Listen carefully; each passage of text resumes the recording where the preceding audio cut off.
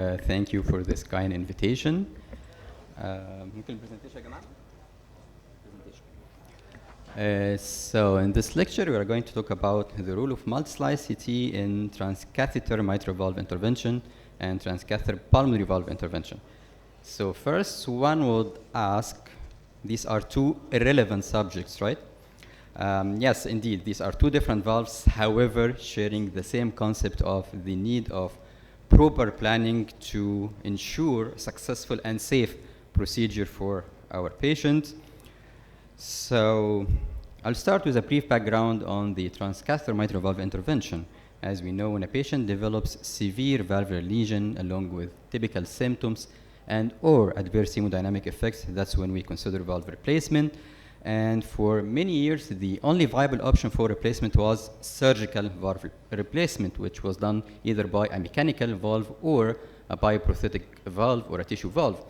As we can see here, these are the tissue or bioprosthetic valves, which are usually tri-leaflets made of porcine or precardial leaflets, and the leaflets are mounted in a stent. As we can see, it's 3 pillars here. Then the valve is surrounded from the outside by the surgical ring or the sewing ring.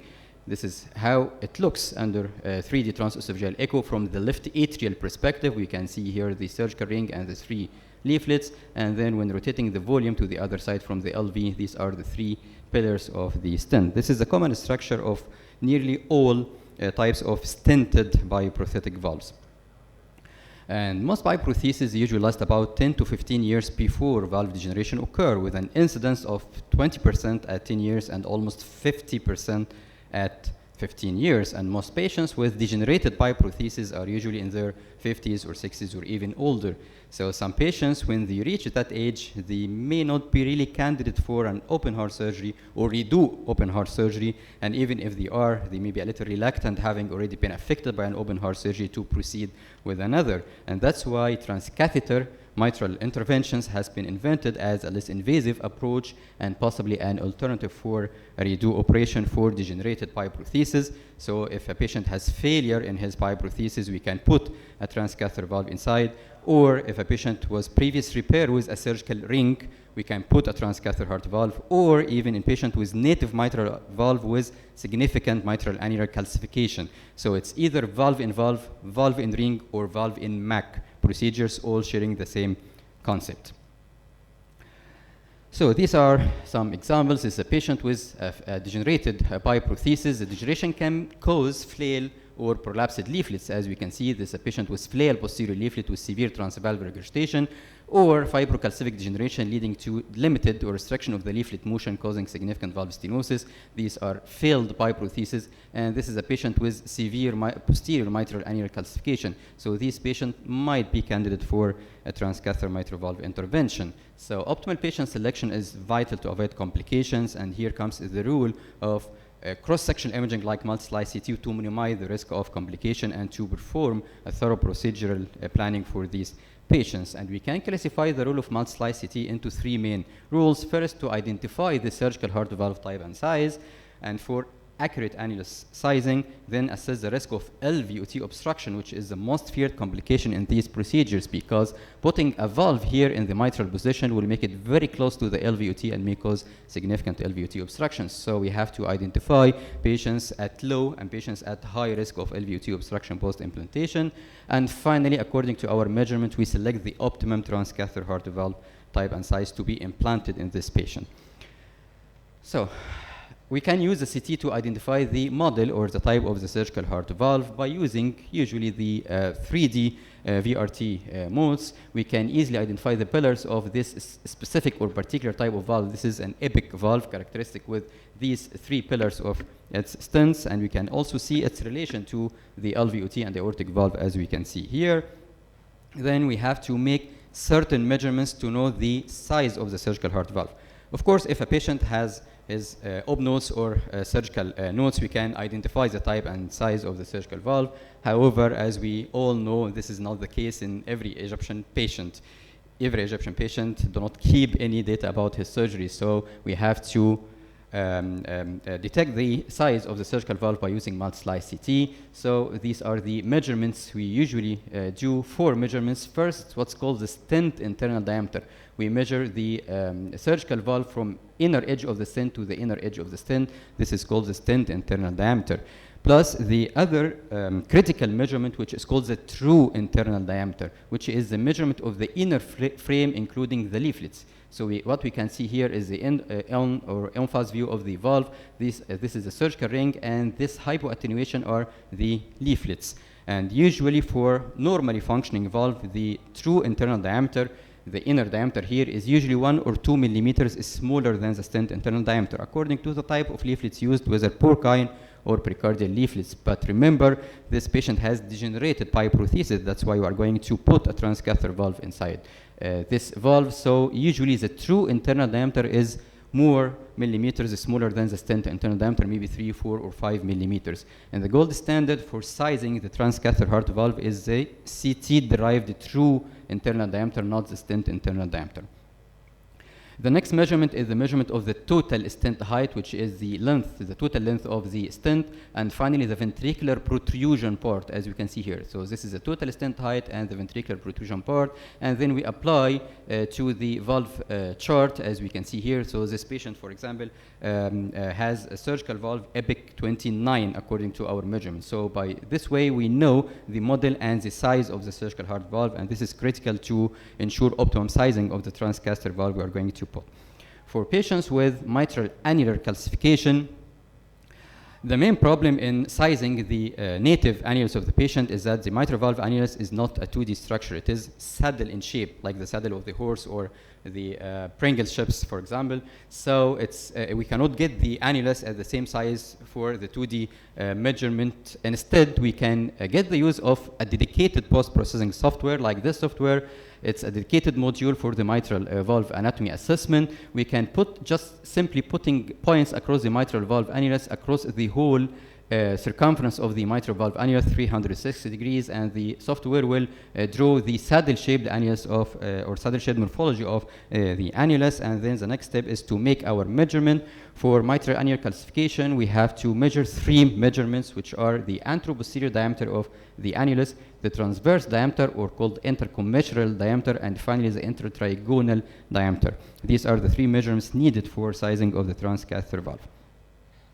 Next, moving to the assessment of the LVOT obstruction. As we said, it is the most feared complication, account for 4% of the study population.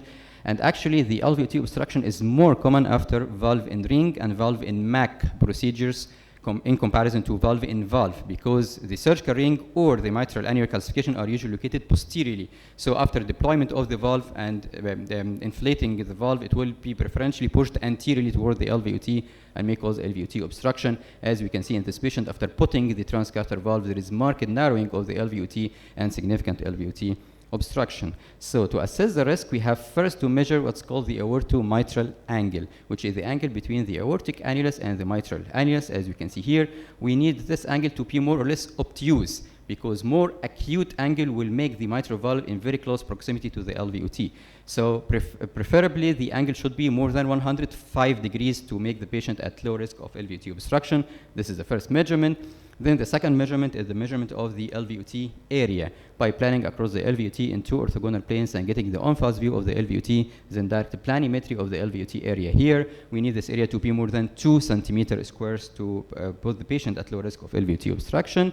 And finally, with the advances of post-processing softwares, we can put a virtual transcatheter heart valve inside the mitral valve and measure the resultant LVOT area after implantation of the valve. It is called the neo-LVOT area after putting a virtual valve, as we can see here. And this valve is optimum sized. I select the size that I'm going to put inside the mitral valve, and then direct planimetry of the resultant LVOT area. This is the neo-LVOT area, and I need this area to be more than 1.5 centimeter square to make the patient at low risk of LVOT obstruction. And then measuring in which phase, we usually measure at the end systolic frame, because the LVOT is dynamic. Its size changes during the cardiac cycle, so we have to get the minimum area of the LVOT which occurs during end systole. And this was our work at Aswan Heart Center. We found that the LVOT area is consistently smaller at the end systolic frame. So if you are interested in measuring the neo-LVOT area, please go to the end systolic frame. You will find the minimum LVOT area there. And finally, selecting the optimum transcatheter heart valve size, and we have several platforms available. The same valves used for the aortic position or TAVI procedures, but usually with a preference to valves with short profile, like the Sabian valve, to minimize the risk of LVOT obstruction. And we can use certain applications or softwares to just put the surgical heart valve type and size, and software will get automatically the optimum size transcatheter heart valve. And also it gives us a quick tutorial on how to implant this transcatheter heart valve in this particular surgical heart valve. So it's very useful application we are using. So some key points to remember in the TMVI. First, we have to know the model and size of the surgical heart valve. It will help a lot in the planning. The risk of LVOT obstruction in mitral valve and valve interventions is more if the patient, if the angle is less than 105 degrees, if the LVOT area is less than 2 centimeters square, or the neo-LVOT area less than 1.5 centimeters square. And finally, multidisciplinary team decision in such patients is a must. So moving to the other subject, which is the TPVI, or transcatheter pulmonary valve implantation. And we know that the RVOT dysfunction is a sequelae of surgically repaired congenital heart disease. Any surgical repair involving the RVOT, like patients with tetralogy of Fallot, Ross, Dorv, or Truncus, and so on. And of course, TAF is the most common cyanotic congenital heart disease, and it consists of 4 main defects, which are the VSD, aortic override, RVOT stenosis, and secondary RVH. And it's typically a resultant of one normally occurring intrauterine, which is the anterior deviation of the conotruncal septum, resulting in these 4 defects. And the surgical repair of TAF consists of VSD closure and reconstruction of the RVOT. And reconstruction can be done either with the RVOT patch, transannular patch, or conduit. And the most important sequelae of this repair is the pulmonary valve regurgitation.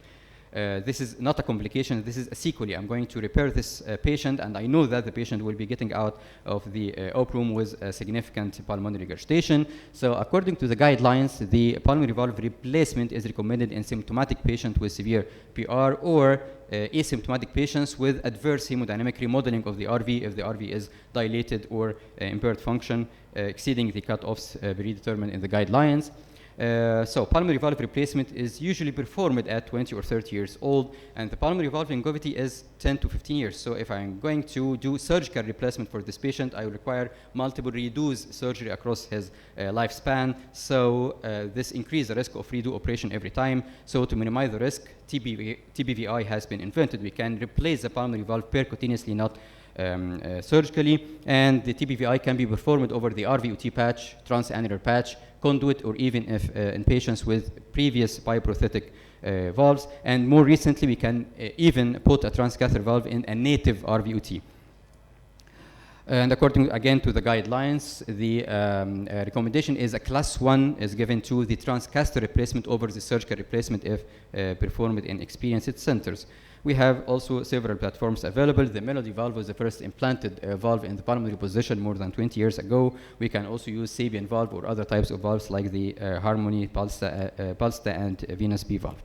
So for multi-slice CT assessment before procedure, we have to assess 4 structures. First, the caliber of the RV2PA conduit, the length of the conduit away from the pulmonary artery bifurcation, the RVOT morphology, and finally the position of the proximal coronary arteries.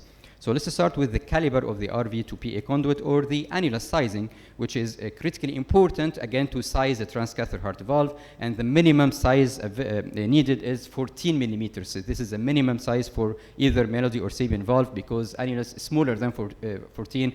If I put a transcatheter valve inside this annulus, the patient will be getting out with a high gradient. And the maximum annulus size for the Melody valve is 24, and for the Edwards or Sabian valve is 29. And even larger annulus, new valves have been invented, like the harmonic valve. So how to measure? First, we have to plan across the nadir of the leaflets, just like we do in usually do in TAVI procedures. This is the annulus sizing in 2 orthogonal planes to get the on-face view of the annulus, and then measurement of the minimum and maximum diameter. Then 2 millimeters down, we measure the subvalvular area, and 2 millimeters up, we measure the supravalvular area. So these are the 3 measurements needed: annulus, subannular, and supraannular. And for the harmony valve, if I'm going to put the harmonic valve, we have to do 6 measurements: RVOT, subannular, annular, supraannular, mid-MPA, and distal MPA, because the harmonic valve is a long valve that will reach up to the bifurcation of the pulmonary artery. Plus, if we have a focal stenosis in any area of the RVOT, you have to measure these areas of focal stenosis and determine how millimeter below or above the annulus. So this is a conduit. We measure the minimum and maximum diameter. If a patient has a bioprosthetic valve, I'm going to implant a transcatheter valve inside. We have again to measure the inner to inner diameter of the stent. But if the patient has significant calcification of the conduit, we have to include the calcification in our measurements. So in case of calcium, we have to measure outer to outer diameter, not inner to inner. So again, in case of stent, we measure the inner to inner diameter. In case of calcification, we have to measure the outer to outer diameter, not to underestimate the annulus size, not to underestimate the transcatheter heart valve. And then according to the CT-derived measurement, we have to size the transcatheter heart valve we are going to use either for the Melody or the Sapien. The second is the length of the conduit from the pulmonary artery bifurcation, or the length of the, maybe 2 minutes. انا كان ليا تلت ساعه على فكره، هم حطوا لي 15 دقيقه فضحكوا عليا. دي لك ربع ساعه زياده اللي كانت متوفره عندنا، المحاضره تستاهل. شكرا. Okay. So we have to measure the length of the main pulmonary artery, because again the valve will be fitting inside the main pulmonary artery. We have to ensure that it's not encroaching over the pulmonary artery bifurcation, and the minimum length needed is 25 millimeters, because Melody valve after deployment it will shorten to 24.6 millimeters specifically. So we have to ensure that the main pulmonary artery is lengthy enough to accommodate the valve. So for example, we measure from the annulus or the nadir of the leaflets toward the pulmonary artery bifurcation. This is the length of the main pulmonary artery, and this is a lengthy MPA. It can accommodate any type of valve. Unlike this other patient, the length of the MPA is only 19 millimeters, so it will not accommodate a Melody valve. We have to select another shorter valves like the Sapien valve, or sometimes we can put the valve in subannular position to be away from the pulmonary artery bifurcation. When looking at the main pulmonary artery, don't forget to look at the branches. So we have to exclude if whether we have a branch pulmonary artery stenosis, and this is critical like in this patient, because if we have a branch pulmonary stenosis, we have to fix it first before putting the transcatheter valve inside the main pulmonary artery or the pulmonary valve. So we have to fix the peripheral first, then putting the valve. Now, the morphology of the RVOT and the shape of the RVT is a major determinant of the suitability of TBVI. We have 5 different types of, or 5 different morphology of the RVOT. The most common one, which account for almost 50% of the patients, is the pyramidal RVOT. The pyramidal RVOT is like a pyramid. The base of the pyramid is located at the RVOT and the apex toward the annulus, and this is the most common type. The other type is a cylindrical form, which is a constant relation of the RVOT across the annulus. Then the inverted pyramidal, which is the base of the pyramid is toward the MPA and the apex is toward the annulus. Then a fusiform dilatation around the annulus, and the least common one is the hourglass deformity, which means a focal dilatation above, focal dilatation below, and focal constriction at the annular plane. The most common type is the pyramidal, and the least suitable for TBVI, unfortunately, is the pyramidal shape. However, we are putting a transcatheter valve inside the pyramidal because it's the most common type. So it's quite challenging, but we have to put inside these types or morphology of the RVOT. So for example, this is a patient with a pyramidal RVOT. This is a cylindrical form. This is the inverted pyramidal RVOT. This is a fusiform dilatation. And finally, this is the hourglass deformity. Another examples. What do you think was the morphology of this RVOT? صحيح ولا نامت؟ This is a pyramidal, right? Because the pyramid, the base of the pyramid is toward the RVOT and the apex toward the annulus. What about this one? This is a cylindrical RVOT. And this one? This is inverted pyramidal because the base of the pyramid is toward the MPA, aneurysmal dilated MPA, and the apex toward the annulus. And finally, this one is the hourglass. We have focal dilatation above and below and focal constriction at the annular plane. Okay, when assessing the RVOT morphology, we have to assess the calcification, extent, site, and more importantly, the relation to coronary arteries, because if you have a posterior calcification toward the coronary arteries, this will higher the risk of coronary compression during the procedure, and this is what we are talking about right now. We have to measure the position of the proximal coronary arteries because coronary artery compression is a major and potentially catastrophic complication of TBVI. So remember, in TAVI procedures, we have to rule out the risk of coronary compression. In TMVI, you have to rule out the risk of LVOT obstruction. In TBVI, you have again to rule out the risk of coronary compression. And the risk is high if the minimum coronary distance is 2 millimeters or less, and low if the minimum distance is more than 5 millimeters, and what's in between is intermediate risk. And we have to do what's called test balloon dilatation or test balloon inflation, and we will see it in a bit. So to measure the minimum distance between the coronary artery and the RVOT or the annulus, we have to plan across the coronary arteries in two orthogonal planes to get the on-phase view of the vessel, and then measure the minimum distance between the vessel and the landing zone or the annulus plane. We do for the RCA, and we do the same for the LAD and LCX. And as we said, if we have a significant